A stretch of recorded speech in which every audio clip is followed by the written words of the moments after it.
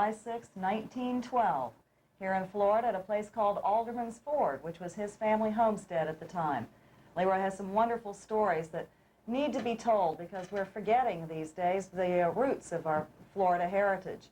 As we approach the millennium, we forget that times were much different and life was much different in the early 1900s when this state was still being settled.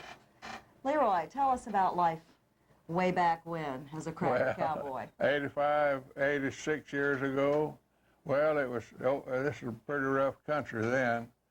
It was pioneer country. I'd like to tell you about, we moved from the picnic ground because the deer would go in at night and eat the granddad's potatoes up and corn and so on. And in the daytime, the deer would come back sometime early, and then the turkeys would come back and they'd clean up his peas and so on. So he had to move. He went across the road, and there's a picnic ground there in my daddy's old field, granddaddy's old field, and there's a little league field there too on it. And the old phosphate mine where I was born across the road over there at the second place that he moved to get away from the deer and turkey. And I'll tell you about turkeys one time. Well, I might as well tell you now. There's a big old gobbler came out of the swamp and came up on the ridge there near the second farm. My daddy got the gun, and my granddaddy said, "Son, you're not going to shoot that turkey today. Today is Sunday. We're going to not do anything like that on Sunday." And he said that it was pretty disheartening to him. And I reckon I better tell you about Uncle Jess Frierson. He was a neighbor. How long ago was this? And How long ago was this, Leroy? oh, it's about, well, I was 6 years old. So that would be, what, 1918? I didn't have a 5. And You're fooling me now. When was he born? 1912. You yeah, were born, yeah. and in 18, that's when I was, 1918. Uncle Jess was pinning some cattle in his grove. We had a little grove. And he'd go out every afternoon and get a little bunch of cattle and bring them in, pin them in his grove, and the next morning he'd milk those cows. My daddy said he went over to work for him some. Said he went over there one morning to work. Uncle Jess was out in the grove. We had a fire built for light, and he was milking a cow. He milked all those cows that he brought in. He got about a half pint in each one of them. From each one of them, he got a quarter to a pinful. And said he heard him saying, "Well, when you're dead and in hell 15, 16 years, you quit this kicking." He'd kicked over a bucket of milk. Or not a bucket full, but what he had in his milk, in the bucket with milk. And then he said he saw a picture in the flanks when he got through his saying that, and she kicked up her heels and went off. And Sounds like a well-trained critter. pardon? Sounds like a well-trained critter. Yeah. And but he was a good old neighbor. He was a bachelor. He had good mules. He had 4 mules. 2 of them are married and 2 of them are gelding mules. You know what a gelding is? Yeah, one that's been clipped. And whichever one he was driving or riding or walking is named Peter. All 4 of them are named Peter. And Well, that's, what? Now, there's a joke in there, I'm sure. What? All 4 of these gelded mules were named No, Peter. 2 mares. 2 mares. And Okay. 2 geldings. And they were all named Peter. The one he was riding or working was named Peter. All of them was named Peter. Oh, well, Leroy, Yeah. why don't you tell us about these spurs? These look like some pretty wicked spurs here with these rowels. Well, they're Spanish spurs. Yeah? And the woman that bought those in Mexico paid $500, American dollars for them. Wow. They're sterling silver. And I didn't pay that for them. She got mad with she bought them for one of her trainers, and they got mad, and he left, and she sold those spurs to me. I didn't give $500 for them, but I gave $300. And that's how come he'd have them. That's a pretty penny. Well, those And Spanish these? are Mexican spurs. Mexican. Yeah. Yeah. Back in the days when they made really good stuff. Not that they don't today. Now, I know you call these your lady leg bit.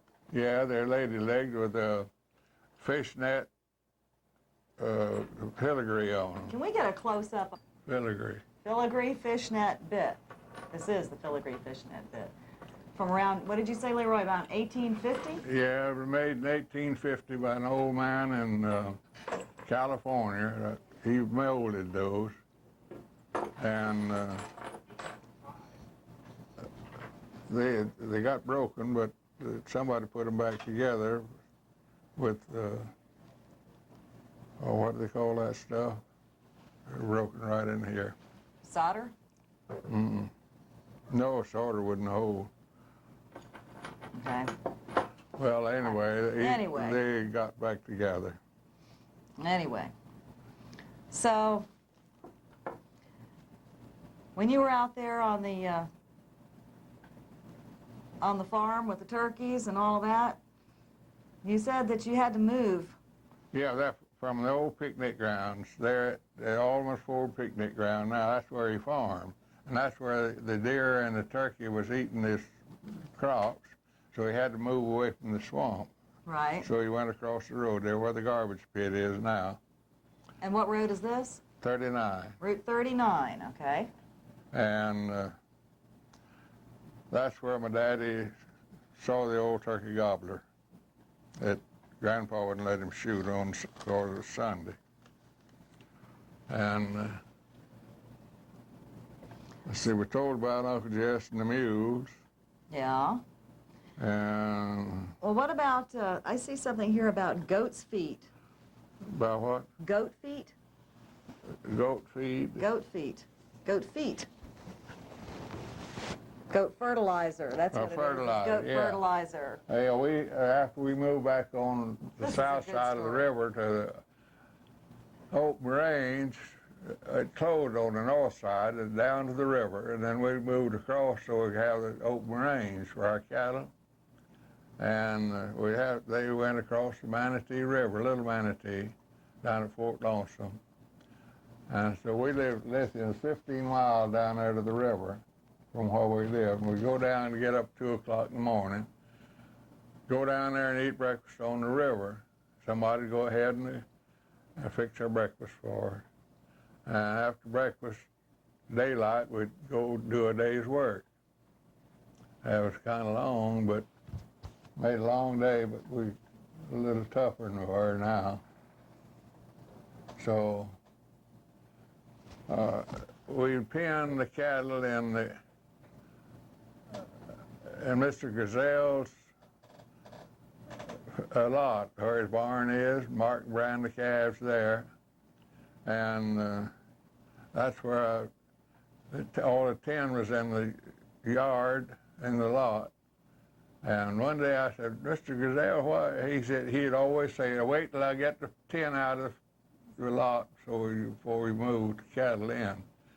I said, what do you have all this tin in this, in your lot for? He said, well, Leroy, I fertilized my crops here on my farm. He was a little Irishman.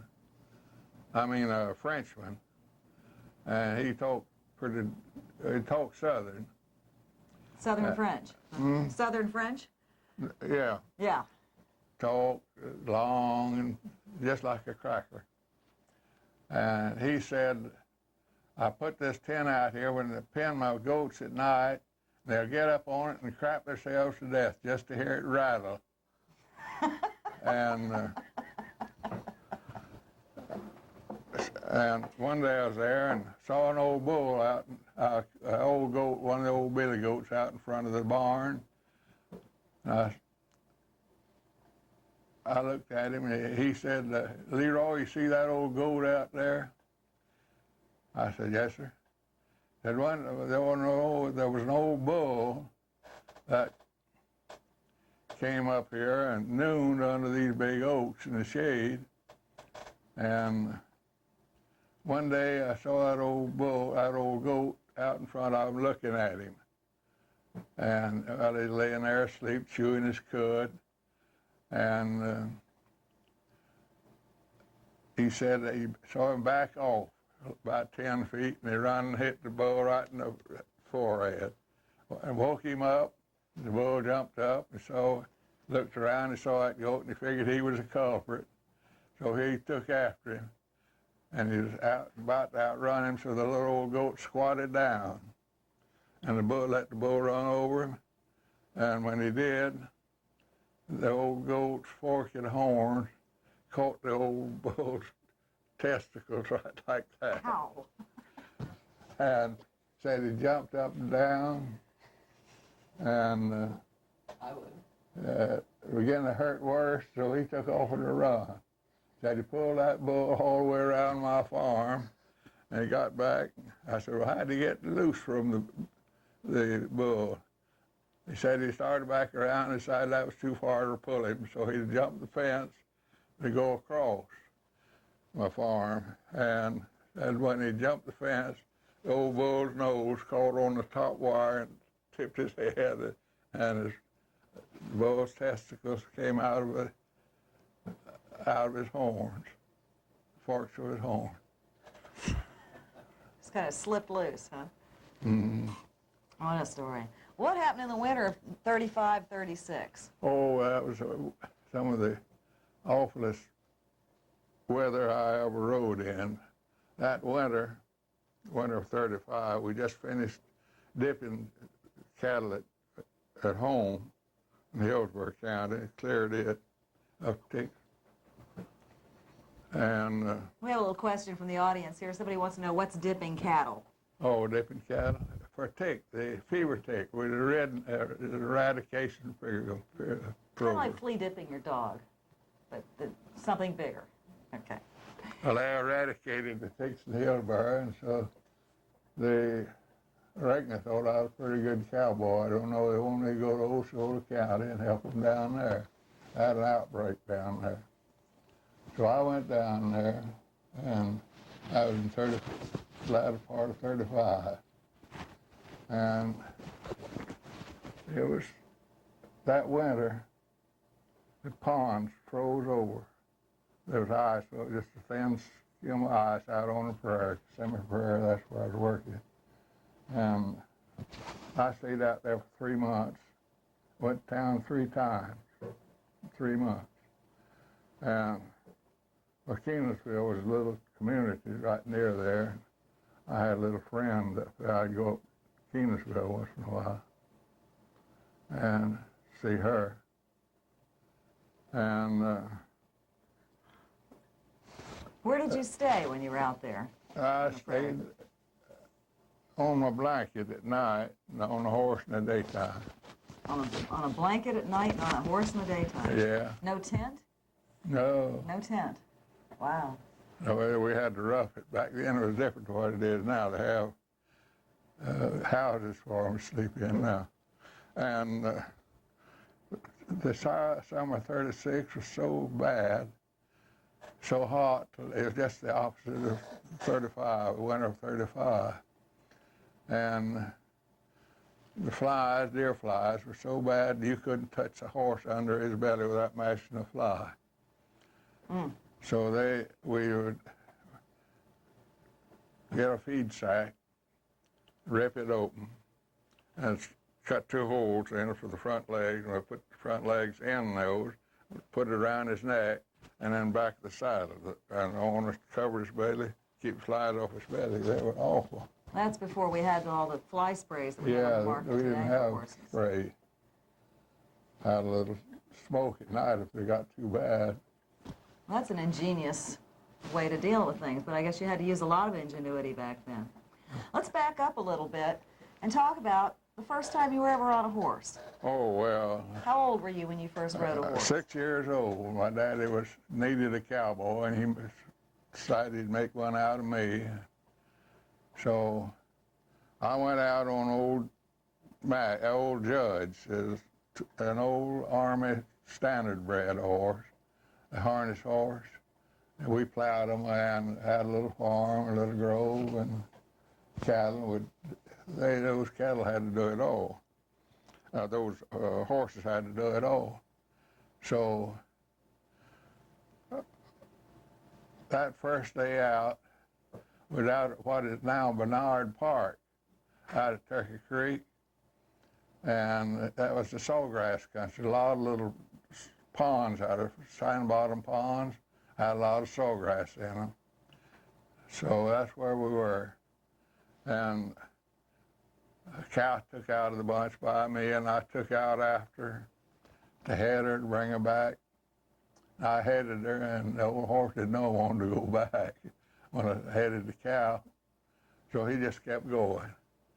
And so I thought he never would run down. He's like a 6 to 8 day clock. But after a while, he gave out, and I got back, and I didn't head any more cows that day. I was quite content just to drag along behind, not be a cowboy. You mentioned to me that you just said you were riding an old cavalry horse, right? Yeah, old standard bred. Yeah, and you said you had a couple of horses that, Yeah, that Mac came out and of the Judd. war. Had They came out of the war? yeah, and it had U.S. branded in their hooves. Oh, yeah, really? They branded Yeah. the hooves then? The U.S. right in the On the hoof wall.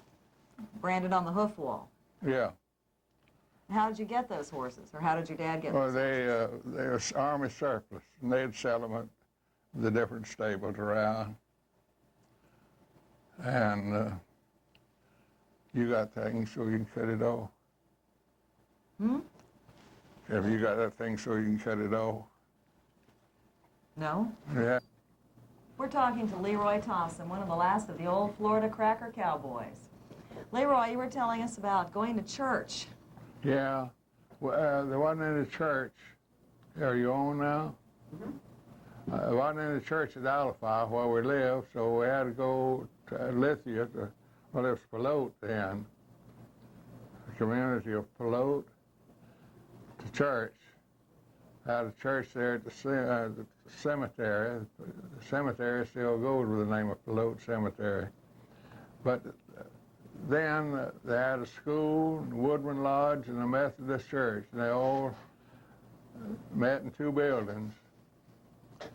And we'd cross the river in a buggy, go to church over there, and go home in the evening. What river was that you were crossing? The Alphi. Okay. There at Alderman's Ford. There was a ford there by the name of Alderman's Ford. That's where the picnic got its name. Picnic ground got its name. I think it should have been Thompson's, but I didn't have much to do with it back then. Weren't the Aldermans part of your family too? No kin. No kin, okay.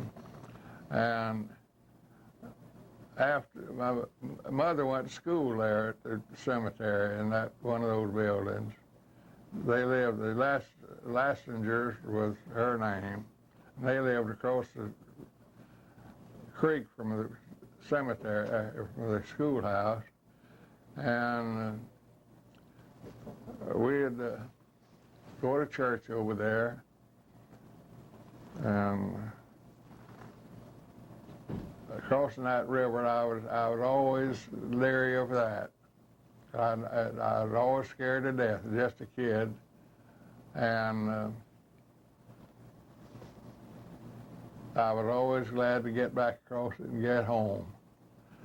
And I want to tell you a little something about the old buildings over there after they quit having school and church there at the cemetery. They got haunted. And They were haunted? hants.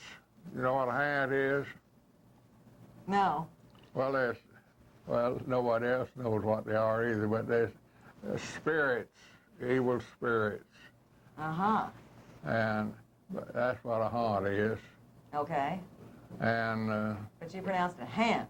Haunt? How'd you pronounce it? a haunt. Oh, okay. That house got haunted, the old building. So one day, my daddy said, well, I'm going in there tonight and catch that haunt. So that night he went in there and started up the stairs. It was upstairs, had a woodman hole upstairs. And he said just as he heard the racket and he went up the stairs. There's a bunch of goats had got in there and they run and jump out the window from upstairs. And that was the haunt, making the noise in the building. It was the goats all the time. Yeah, people, they wouldn't go around there in the nighttime on account of the haunt. But it wasn't anything but a bunch of goats camping up in the upstairs of that building. And an old friend of mine by the name of Lee Hendricks lived at Lithia. He told me one day about one of his neighbor buying a horse and said he was riding with him one day down the road and the horse stumbled. And the man said, that's uncommon for this horse to do that. Went on down a little further and stumbled again. And he said, this is uncommon for that horse. Went on a little further and stumbled and fell flat. And he said, now that's common. Well, and I rode a lot on the East Coast, Immokalee. We got an old association, old cattlemen's association. They registered the old cracker cows and the old cracker horses. You got a register of them. And Talk about some of those early days of rounding up cattle. I believe you told me once upon a time that you rounded up cattle in Arcadia and herded them all the way to Like's Slaughterhouse in Tampa? No, well, we drove them to Like's Slaughterhouse and Joe Henry's out on 40th Street here in Tampa, from Micah and down to Arcadia and Wauchula. And one time,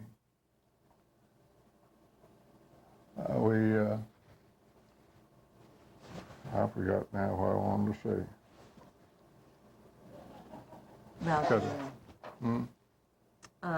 What about the time you were fording the Alafia River and the fella broke his leg?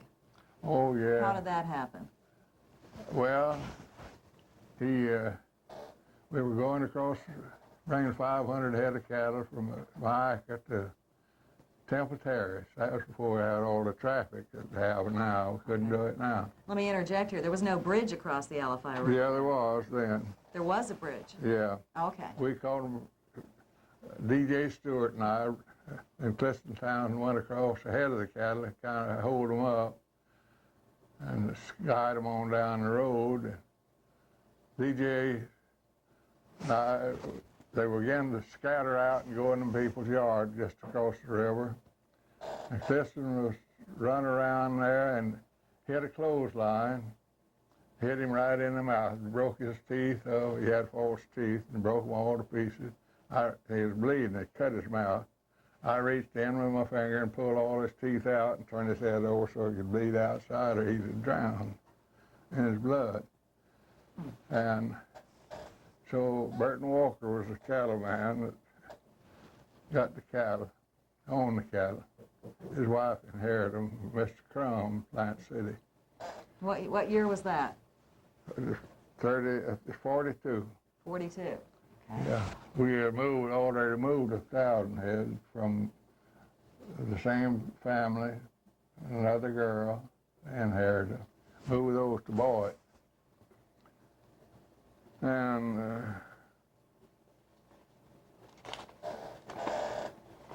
where was it?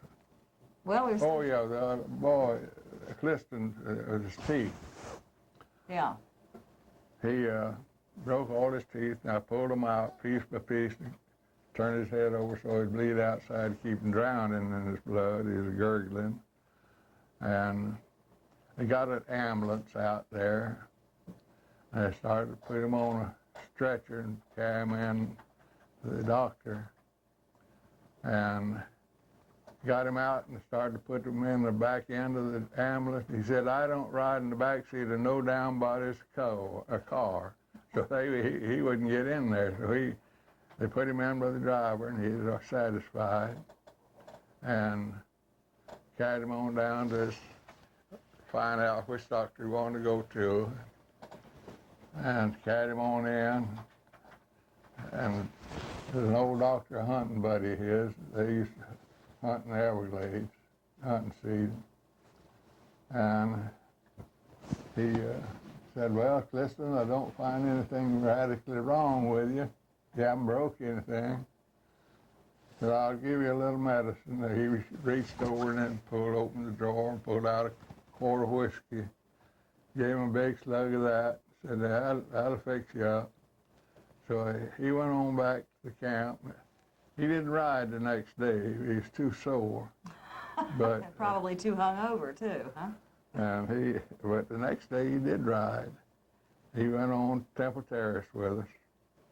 And let's see, that's about the end of that story. Can you cut it off? Well, didn't you tell me a story about fording the Alafia River before there was a bridge coming through Riverview? And No, that was Alderman's Ford. Yeah, I forded that old river there at Alderman's Ford several times. We forded in a buggy going to church before there was any bridge put over. what about the man that broke his leg crossing the Alafia River and you had to leave him at a house? Well, that was up at the ranch, where Burton Walker's ranch. Boy, we were gathering some cattle, just a few scattering cows, getting them out of a pasture. And the boy took down his rope, and one yearling was getting away, and so he broke his leg, and running out there, his horse threw him out against a tree and knocked him off the horse, and his foot caught in that loop. And it tightened down on his horse, began to walk, and he began to trot, and then we put that into a lope.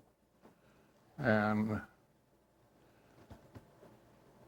when he went up to a tree, his foot went on one side, and the horse and rope went on the other side, and it broke his leg. Uh-oh. And I pulled his leg back around, got it straight. You set his leg? I set his leg, yeah. I took saddle blankets in my shirt, set his leg, took a rope, tied it all together, and we put him in the truck, back end of a truck. It was in the wintertime and it was raining. I like to froze to death going to the hospital without his shirt on, the back of that truck. Mm. And we had a tarpaulin over the boy. And we went to St. Joseph's Hospital when they were on 7th Avenue. That's where he said he got the cast put on his leg. And that was the toughest little boy I ever saw in my life. That night he was out drinking beer and dancing, all right, a juke joint. There were jukes then, there wasn't any taverns like there are now. They were jukes. Moonshine, you can find a little moonshine around those jukes. I'll bet. I'll bet. And Well, not too many people know about the range wars in Florida. Well, The range wars out west were back well, in the there was 1800s. some in Florida too. There was two I can tell you about. One was in my time. I remember it.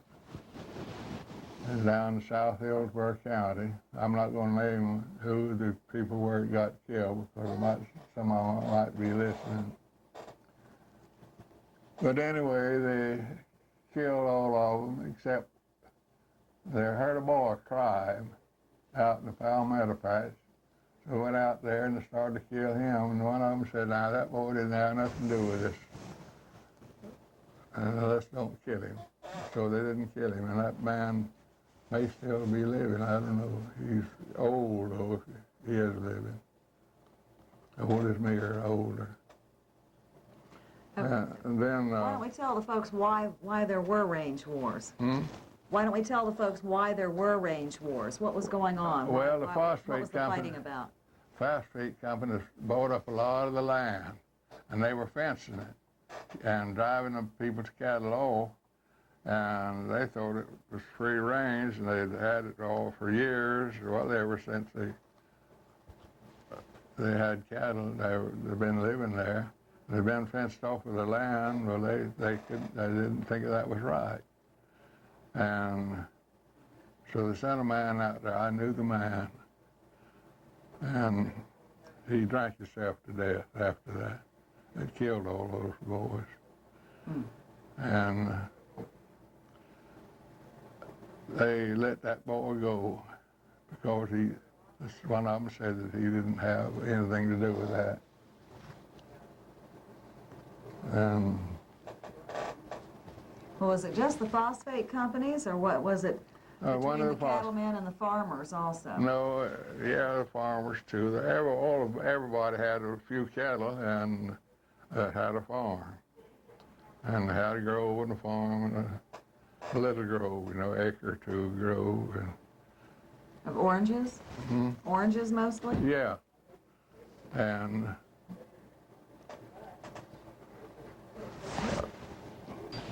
Grandpa, I hope I can fish as good as you someday. Well, I've been at this a long, long time. I used to come out to this very same spot with my grandpa. Did you catch as many fish as we do? Oh, just no. pictures. More. More? Oh, yeah, there used to be a lot more fish in Tampa Bay. What happened to them? Well, you know how much we like living around the bay. Yeah? A lot of people do, and more people means more pollution. That means less clean water and fewer good places for the fish to live.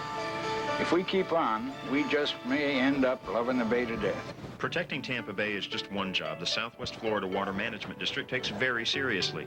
Your neighbors at Swiftmud are dedicated to ensuring adequate water supplies and healthy waterways, now and in the future. If you'd like to receive free information about what Swiftmud is doing to help protect your water resources, call 1-800-423-1476. Leroy, tell us about the circuit preacher and the overflowing river. Well, the old Alafire River would get out of its bank. It'd be a mile wide. Right now, they say it was 16 feet high, and it wasn't hardly out of the banks. But I've seen that river 2 miles wide. And there was a circuit preacher.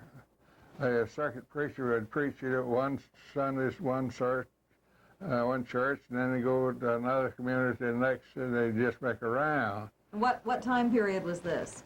What is the Alafire River? No, what time period?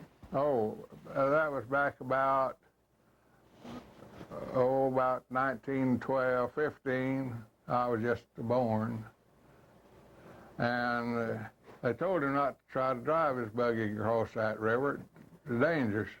He didn't pay any attention to it. He just went right on. He got to the bank. His horse just plunged off in it. And he swam and pulled the buggy with it floating.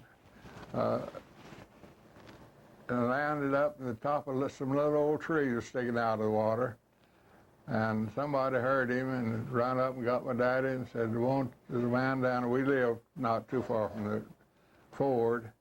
Said, used to go down and help us. There's a man down there in trouble. Tried to cross the river and washed him and the horse right up in the top of some trees. So my daddy went down there on his old horse. Oh, his horses swam like a gator, and the horses had to swim then because they had to cross that creek, river, and all swollen creeks. And he saw the man up in the, well, he asked the man that told him, said, "Is the old man all right?" He said, "Yeah, I reckon so. He's sitting on the back of this buggy seat singing Where the Healing Waters Flow." And my daddy went down there and cut his horse loose from the buggy and swam him out to some land that he could stand on. And he went back and got the old man, brought him out, and told him not to go back in that river no more. And he said, "I don't think you better tell me that. I think I've learned my lesson." And then Did they get the horse out? yeah, he brought the horse out first. Okay. And I want to go back to a little further to the compulsory dipping. I was on the semi-prairie. Compulsory dipping?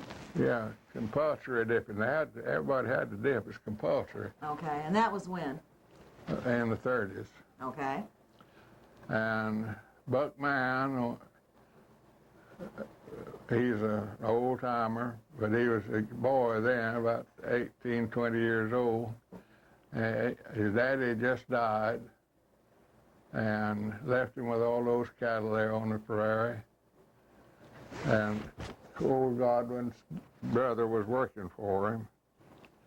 And they were riding out, starting out early one morning, and a deer jumped up right in front of them. And this Godwin boy took after him on his horse and bulldogged him. And a deer is hard to hold down. And they can turn out of the hide almost and kick while they're doing it. They can hit you with one of those feet and just split you open. And Buck saw what he'd done, and he rode on up there and saw the old boy down, the deer just tearing his clothes. And he said, "Shoot him, Buck." And Buck would say, "Well, I'll be damned." And he'd say, "Shoot him, Buck." And Buck would say, "I'll be damned." And he cussed a little bit. He said, "Shoot the son of a bitch." And before he teared all my clothes off of me. So Buck got down and killed him. And had a little venison stew that night. So that deer was a formidable adversary, but not quite that formidable. And let's see. You had some stories about your dad? Yeah, my dad was a preacher, believe it or not. He raised a pretty rough boy. I was rough back in them days, fighting and everything that went along with it. This is the man who says well, how'd you tell me that one time? You spent $1 million and had $1 million worth of fun, right? Yeah. Cole got into it. Well, I've had $1 million worth of fun out of that $1 million that I've made. And but I want to tell you about Cole and Cole Godwin. He was my partner riding. And my brother had got religion, baby brother. But that Saturday night, this was on Sunday. And on Sunday morning, and my dad was giving him the blues, staying out all night. He ran up with a little woman he'd been running with, and Cole, my dad gave him the blues for being out with that woman. And he got through giving him the blues. Now Cole said, "Now, Mr. Quince, let me tell you how I feel about this. Now, when God saved Alvy, he didn't cut him. He didn't castrate him." And my daddy didn't take too well with that.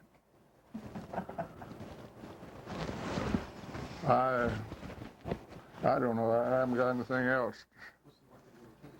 Why don't you tell us about this cane? Oh, that's one of my old. Can we get a close-up on this? Let me hold this up right like this. Show this at the top. I don't know if you can see it or not. There we go. It says Cracker, Florida Cracker, Leroy Thompson.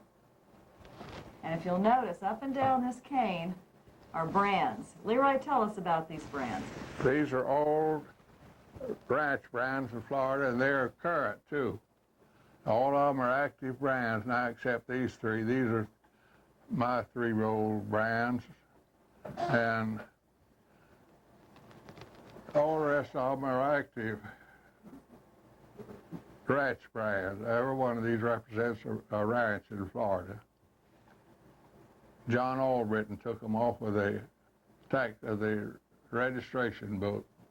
And he made me that old cane out of a piece of orange wood that came out of his grove. And A lot of people may not realize that Florida, I believe, is the 6th largest cattle producer in the about 6, I think. in the country. It also has one of the largest horse industries in the country. Second largest horse industry? Cattle industry. Is it second now? Really? Okay.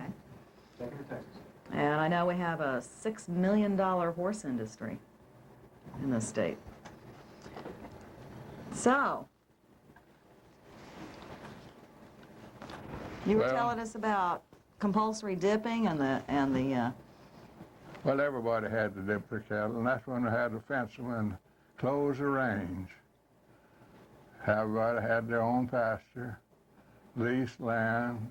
Finally, they got to buying it up, and finally everybody had to buy the land that the cattle run on it, if they had any range. And that was an outbreak on the Kissimmee Prairie. The deer had scattered the ticks down there. And I was camped there at Turkey Hammock. That's where you cross the river, just across south on the east side of the Kissimmee River. It's Turkey Hammock. We were on the right-hand side, and some trees over there. And the palmettos, not palmettos, but dog kennels were awful high along the riverbank. And so I took a shotgun to go down there and get some ducks to have some duck soup. And I slipped around, eased through the dog kennels. They were about 12 feet high. And till I got some open water, I saw some ducks out there on it. I was waiting to get 2 of them because the shotgun shell back in 35 was about 2 cents. I was trying to get 2 ducks at one shot to save that money. And we were working for $25 a month. And we had to save. So I got around the open water, where I could see on open water, and there's some out there, and I was waiting to get 2 of them, move around, get 2 in line, so I'd kill 2 at one shot. I got them lined up. I pulled up, ready to shoot. The man said, "Don't you shoot my decoys." He was in the blind over there. I didn't see him. no duck soup that night, huh? No, but Tom Whaley was a good shot with a rifle. He had a .22, and he went out around an old cow pen and killed some rabbits. We had fresh meat that night. So dinner was saved after all. Mm. So dinner was saved after all. Yeah. You were saying there was more to the range wars. Oh, yeah. There was 2 old men. They were fussing at one another about some range and open range. One had more cattle on it than the other, and so one day the 2 came together, and they were coming together. They were going to fight. They were going to shoot each other. their crews. They had both their crews, and they come up about 100 yards of one another, and they were right ready to shoot. And there's one old fellow who was very religious. He said, "Hold it, boys." So he got out between them, got off his horse, got down, and began to pray. And he averted a bunch of killings right there. They put up their guns and went back the other way, the way they came from. Case of the power of prayer. Hmm. A case of the power of prayer. Yeah. Tell us about your old house. Oh, I got married one time. It didn't stick, but I got married. And my daddy took an old tenement house he had. It was made out of a hole in this church and a dance hall. I reckon that's why I had such a stormy marriage. And every time my wife would get mad at me, go to fuss, I'd get on a plane and go to Cuba.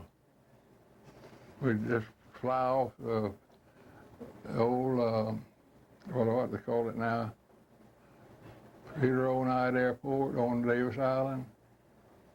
Well, that's where we'd leave from, fly into Cuba and do a little drinking, prostituting around. What year was this? That was back when I was married. I married in 43, between 43 and 46. Okay. I am 49. I was married to 47. I was married to 47, 5 years. But that's lasted me all this time, though. I haven't had to get married no more. One was enough, huh? A fellow by the name of Thompson, no kin to me, he had money. Nobody's money kin to me.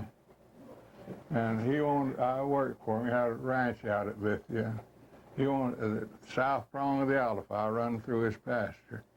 And one day I was working for him. He said, "I want to go on the east side of the river, and I can't swim. I'm afraid to swim a horse."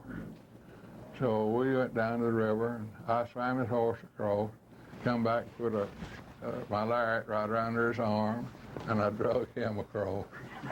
And I had to do the same thing bringing him back. Swim his horse over and then go back and swim him across. My little old horse could swim like a gator. She was a good little old swimmer. I'll bet with all those cattle running around out there, every once in a while you must have had a problem with a horse and a cow, and maybe a horse getting injured or killed. Yeah, Old and Wade, one of those bunches of cattle we brought back from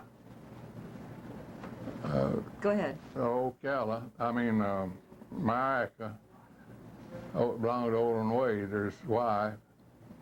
She inherited them. And we were penning one day, and a little old steer run back. We couldn't. Billy Wilson was my partner, and he run out, and the horse, he saw he was going to get the horse. The little bull wouldn't stop, the little steer. So he came back, and I did the same thing. The old one said, "Well, by God, I'll show you how to head him." And he went out there and got ahead of him. So the little steer just put his horn right in his belly. Next morning, the horse was dead. I reckon he learned a little then. Well, you were telling me you have an Old Cracker Cowboy Association. Yeah, And you all get together and meet every once in a while? yeah, twice a year. It's about time to meet again. Meet at Inverness. Is this someplace where people who aren't Old Cracker Cowboys could come and hear you folks tell stories? Yeah.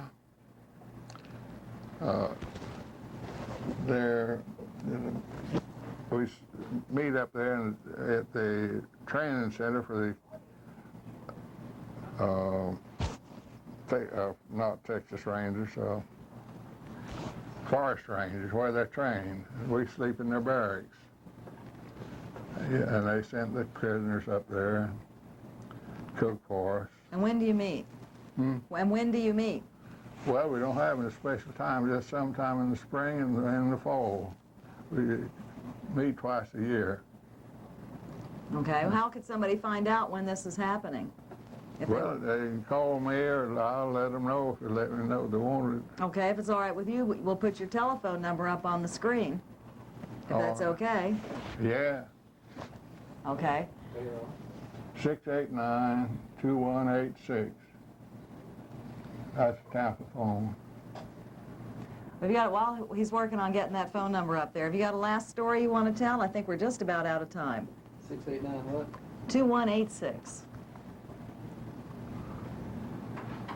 Well, there's one about Mr. Wilson. Okay, what about Mr. Wilson?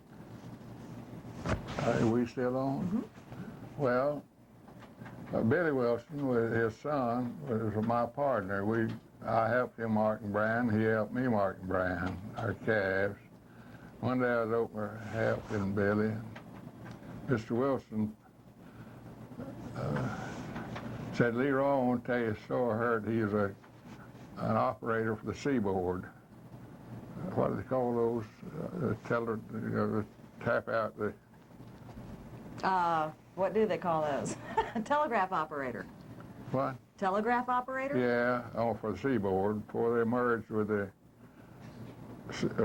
coastline. And so I want to tell you a story. So I heard over the line last night, everybody down the line could hear what everybody else said. And so he said, there's a man named Ike was out one morning digging a hole by the road one Sunday morning. The preacher came by and said, what are you digging a hole for? It's Sunday. And he said, I know my little mule died last night and I'm digging a hole to bury it. The preacher said, that's not a mule, that's an ass. And he said, no, it's a little mule. I said, well, now, I'll just take the Bible and prove it to you this is an ass. So he read some scripture, went on to preach, and directly another one came by. He said, what you doing, Ike? Out here digging a hole on Sunday morning. He said, according to the Bible, I'm not digging a mule hole.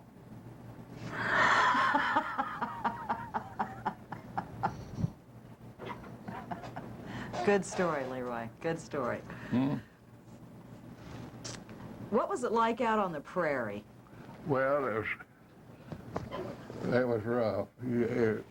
Good weather was all right, but bad weather, you could have to put on your slicker, raincoat, and put on your saddle and your blankets on top of your saddle, and then you sit on it and cover it up. That's at night. When it rained, you sit up, kept your saddle dry and kept driving. You didn't sleep any though. And then the flies, I've told you about the flies on them. And the water. There used to be an old man by the name of Gus Bass that lived at Bays and Hammock. There was hammocks all over the prairie, or scattered. He lived at Bays and Hammock. And you either, in dry weather, which it was that summer, you had to get water out of a gator cave. You take your coffee can boiler and put it on a stick and put it down in the gopher hole, the gator cave, and the gator didn't get your coffee pot. You bring out some good water. They knew where water was. I don't know how they did it, but they knew where. They made a cave where they get good, fresh water. But we'd ride several miles to get to Uncle Jesse's. And he had a bunch of old dogs, and we'd go up there. And the time we got inside of the place, there was a bunch of old dogs that come up yipping at us, and they'd get you by the foot if you didn't have it up back of your saddle. And He'd say, get out, come on in, boys, the dog won't bite. And they just like getting out in the damn lines. He'd get the dogs under control after a while, and we'd get out and get us a drink of water at his well. What about snakes? Did you ever run across many rattlesnakes? Yeah, quite a few. And that prairie, especially along the timberline, is awful snaky. And we'd have to be careful. But the dogs would get killed. We had a dog with us, we have to watch him. They sure do like to bite a dog. How far did the prairie stretch? How far did the prairie go from that back in those days, before it was all developed? And that's not all developed yet. Well, I know it's not, but it was bigger then, wasn't it? Oh, it was about, well, from the river to the timberline on towards Vero Beach. Now, which river are you talking about? Kissimmee River. Kissimmee River, okay. It was 15 miles to the timberline. And well, I don't know how far it went north and south. Maybe 20 or 30 miles. It's a big, big piece of land. And